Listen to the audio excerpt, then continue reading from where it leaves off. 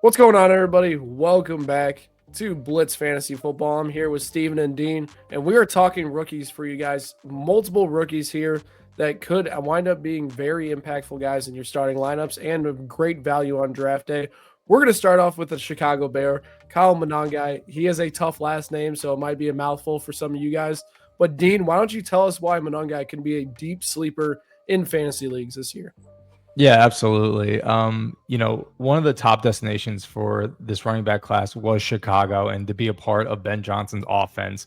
Monangai was a powerhouse at Rutgers, and now he is the running back selected by Ben Johnson. They had a lot of opportunities to get a running back, but they opted to go tight end, wide receiver. But now Monangai finds himself in a high-powered offense with an opportunity to get some playing time. We know DeAndre Swift is there, but this destination was a red hot spot from everyone. He's one of the first people that Ben Johnson gets to add. Swift wasn't an addition for him. So I can see Monangai getting a lot of playing time. I mean, he's rushed for over 1,200 yards his last two seasons at Rutgers. So I definitely keep your eyes out and start learning the name Kyle Monangai.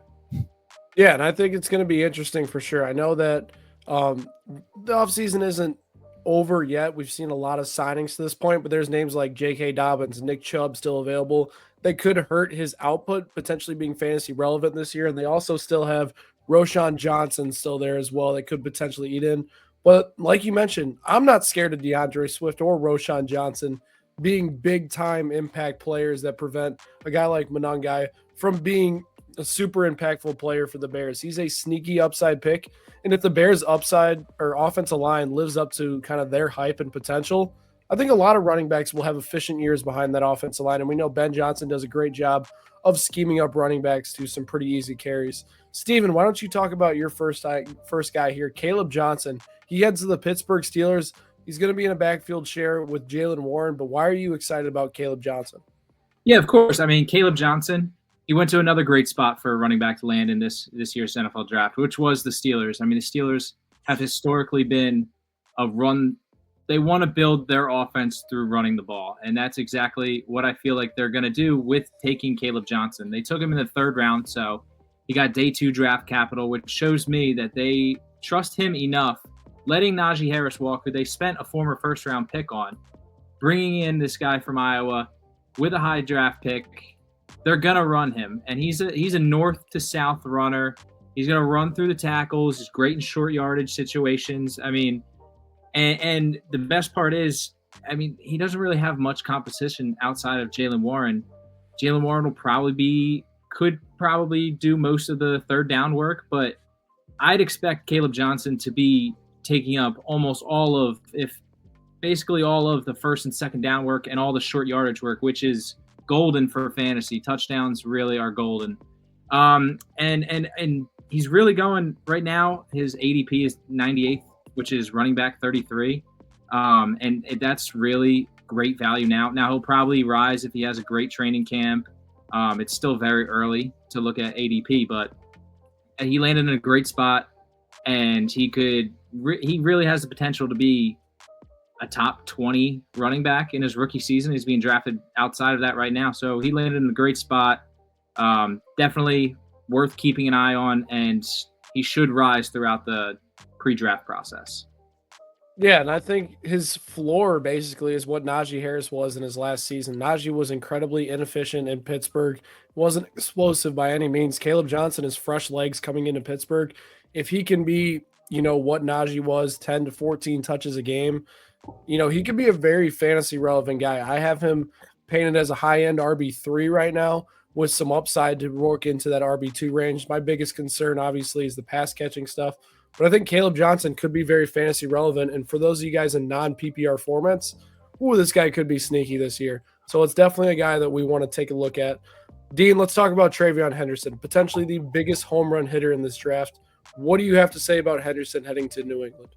Yeah, he's been my guy throughout this whole process before the NFL draft, and I'm sticking with him, man. He has the ability to be one of the best dual threats in the NFL in the backfield. And, we talk about competitions with these other guys, and he has Ramondre Stevenson, who's been solid, but it's really a hot and cold with him from a day-to-day thing. But the value that Henderson has with his skill set, he can be a starter for you week in and week out just from his PPR value on a weekly basis for the Patriots. I love what they're building in New England, bringing over Mike Vrabel, having your franchise quarterback in Drake May. You spent that 4th overall pick on Will Campbell. The pieces are all falling together, and I think TreVeyon Henderson's about to be the future star back for New England. So, he is going to be a PPR demon for you. So I know we talked about standard leagues with Kaleb Johnson, but if you're still playing PPR or half point, TreVeyon Henderson may be the league winner this coming season. That league winner word is going to start to come out here now that we're in the offseason. TreVeyon Henderson has that potential, though. The guy's a home run hitter. We all know what we saw from him at Ohio State.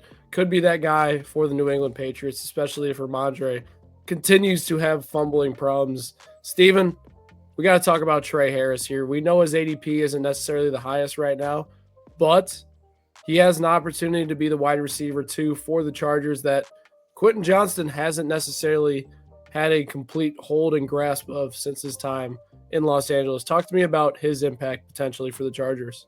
Yeah, exactly. So you mentioned they had drafted Quentin Johnston in the first round a couple years ago, and he has not lived up to expectations. They really took him to get Justin Herbert, a big body, stretch the field kind of guy to go up and score some touchdowns and really take the top off the defense.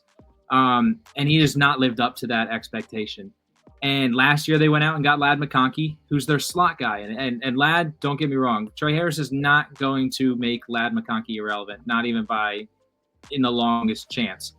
But Tre Harris has real potential to be the number 2 option.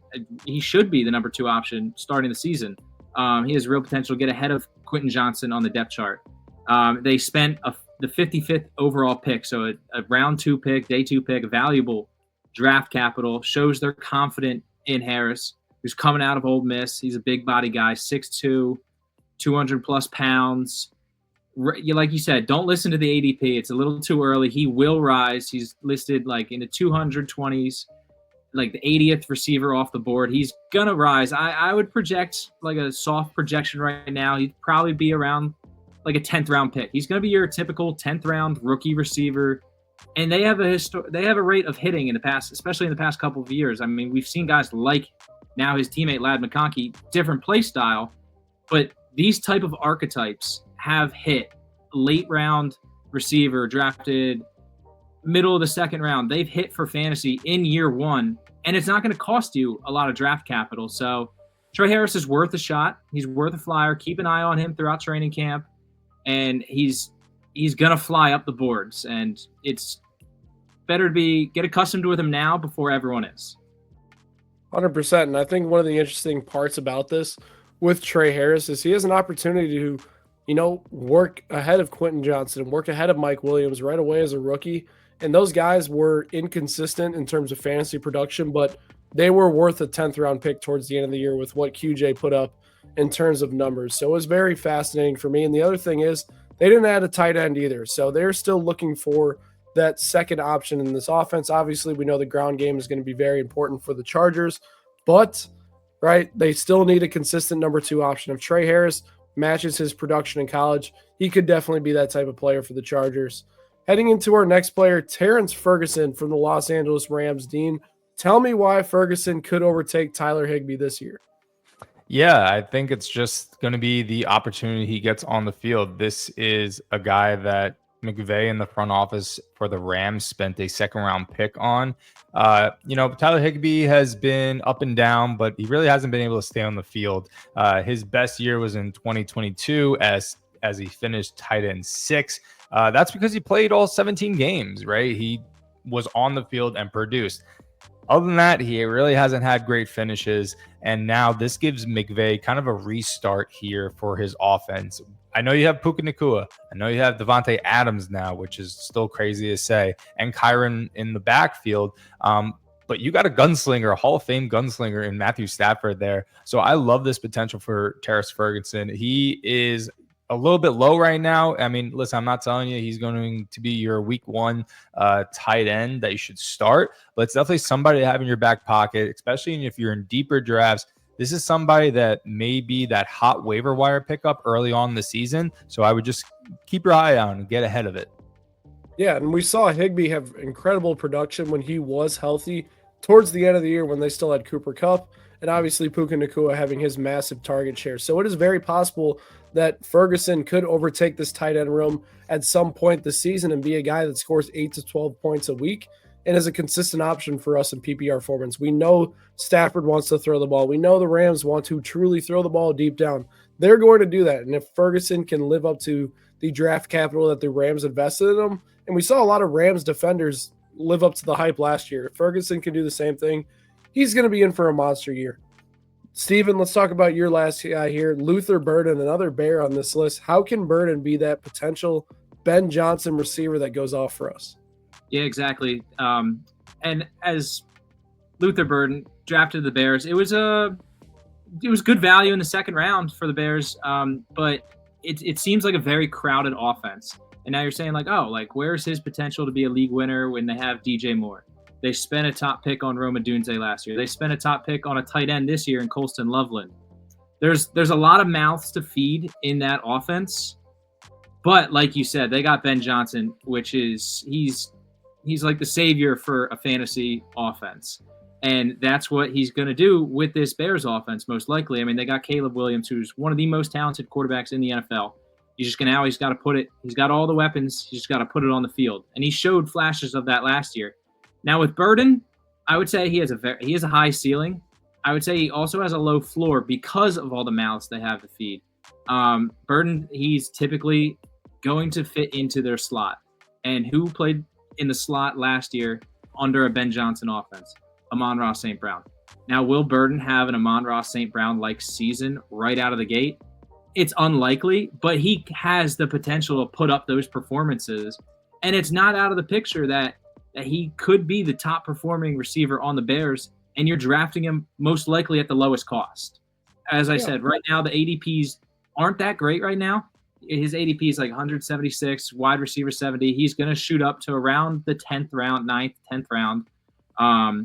But he has the potential to put up like an Amon-Ra. I like to call it an Amon-Ra light season, which could be like 12 points a game, 13 points a game. And in a flex spot, that's not bad. And he has the potential to do more than that in this offense and with Caleb Williams. Yeah, 100%. I think Burden's a sneaky guy as well. The last guy that I want to talk about, who is my guy this year, is RJ Harvey. I am throwing all the chips in. It is RJ Harvey season for the Denver Broncos. Listen, we were all confused when the Denver Broncos passed on Amari Hampton when he was there, and all of us were like, hey, Broncos need a running back. Go get the second best guy available. They were like, nah, we're good. We got a guy waiting for us later in this draft. That guy was RJ Harvey. Sean Payton feels so comfortable about having RJ Harvey as a starting running back, a guy that averaged 6.8 yards per carry, that he was willing to pass on Amari Hampton, the second best running back, and address a defense that was one of the top units in the NFL. That's how comfortable he feels with Harvey being his starting running back. We know this offense for Denver last year desperately needed a guy at that running back position outside of the passing game that they already had. If they can keep that balance with the running game, and I mean, last year I think we saw 3 to 4 head committee in Denver to where they would ride the hot hand at times. There's going to be no hot hand with RJ Harvey. It is going to be the RJ Harvey show with Jaleel McLaughlin mixed in on third down sometimes. That's what it's going to be. And I'm willing to pay the price. I'm willing to pay up to a 6th round pick with RJ Harvey right now based on not knowing anything. I'm truly that confident that RJ Harvey can be at least a middle to low end RB2 in his rookie season just based on the early down work alone. What are your guys' thoughts on Harvey's outlook? Yeah, I think he has the opportunity to get playing time immediately. Everyone was hoping that Javonte Williams would be the Broncos running back of the future. He's gone. It's open field for him. And like you said, they passed on a lot of great running back talent. So the fact that they were comfortable passing on certain guys and landing on RJ Harvey speaks volumes. 100%. Exactly what Dean said. Taking him in that second round right there over some other guys who were available shows that they really do love RJ Harvey, and they don't take a guy they love. They don't reach on him. They don't take him at that point if they aren't going to utilize him. So he's going to have a role. That's what it tells me. And Sean Payton, and if he loves a running back, it kind of takes me back. Like, could he have an Alvin Kamara-like rookie season? Because Kamara was a league winner his rookie year, and he was drafted later. He has that potential. Will he do that? Now that's yet to be seen, and that's a high bar to set. But he has definitely the potential to contribute to your fantasy team day one. 100%, 100%. Well, folks, those are our 7 guys that we think have league-winning, dare we say, potential with massive, return on value with their current ADPs. Let us know down below if we missed a guy or any of these guys you don't agree with. Make sure you hit that subscribe button for more Blitz fantasy football content, and us 3 will catch you guys next time.